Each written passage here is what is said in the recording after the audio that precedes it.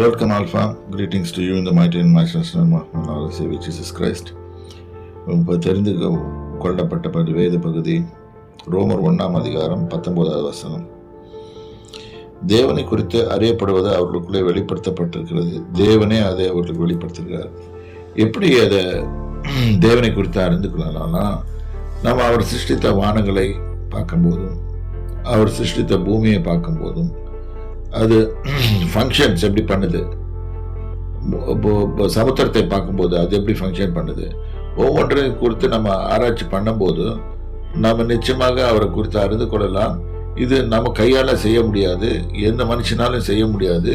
இதை செய்வதற்கு ஒரு சூப்பர் நேச்சுரல் சக்தி தான் செய்திருக்கணும்.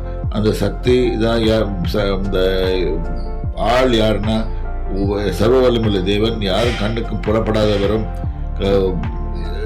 காணக்கூடாதவருமாக இருக்கிற தேவன். அவர் செய்திருக்கிறார், கிறிஸ்துவின் மூலமாக செய்திருக்கிறார் என்பதை உணர்ந்து கொள்ள முடியும்.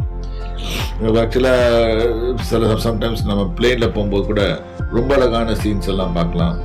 இதெல்லாமே இது பண்ணுறது. அதுவும் இல்லாமல் ஒரு சின்ன அதே சீன் பார்க்குற நேரத்தில் ஒரு சின்ன பட்டாம்பூச்சி பார்த்தீங்கன்னா அதோட வாழ்க்கை 15 நாள் இருக்கும். அதுக்குள்ளே அது தன்னுடைய வேலையில் செய்து முடிச்சது. அந்த 15 நாளுக்குள்ளே அதோட வாழ்க்கையை முடிச்சுட்டு அது போயிடுது. ஆனால் செய்ய வேண்டிய மகரந்த சேர்க்கை எல்லாம் செய்து முடித்து அது நிறைய செடிகளும் மரங்களும் உருவாகுவதற்கு காரணமாகிவிட்டு போயிடுது.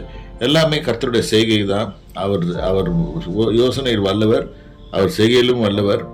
ஆகவே அவரை பற்றி அறிந்து கொள்ள என்று யாருக்கும் சொல்ல வேண்டுவதில்லை. ஆனால் நாம் அறிந்து கொள்ள வேண்டும். கர்த்தரை குறித்து அறிந்து கொள்வது எல்லா மனுஷன் மேலும் விழுந்த கடமையாக இருக்கிறது. இதை அறிந்து கொள்ளுங்கள். கர்த்தர் உங்களை ஆசீர்வதிப்பாராக. கர்த்தருடைய நாமத்துக்கு ஸ்தோத்திரம்.